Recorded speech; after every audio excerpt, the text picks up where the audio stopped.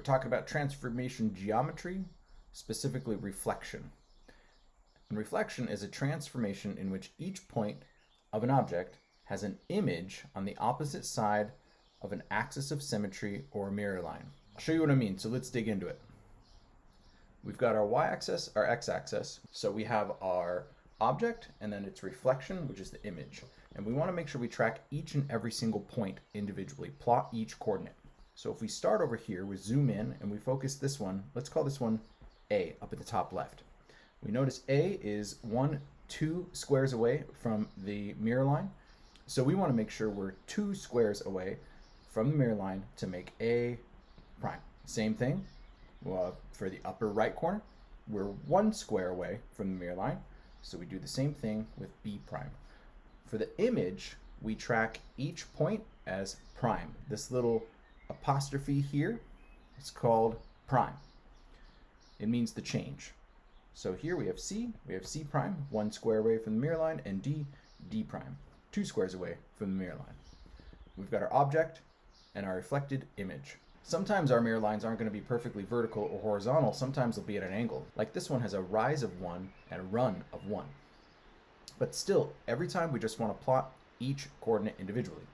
Let's zoom in, focus on this point in the upper right. And we're going to call this one A. Now, interestingly enough, A, when we mirror it, is going to be at the exact same point as A prime, because it's right on the line. Let's do B. B is a rise of 1 square away from the line and a run of 1 square away from the line. So we'd want to do the same thing here. We want to have a rise of 1 square away from the line and a run of 1 square away from the line. That's going to put our B prime here. Let's erase our lines here. We're now going to do A, B, C. C has a rise of 1, 2, 3 and a run of 1, 2, 3. So we're going to make sure we keep that. We're going to make a run of 1, 2, 3 and a rise of 1, 2, 3. That's going to put our C prime here. We'll erase our lines. And then we have D.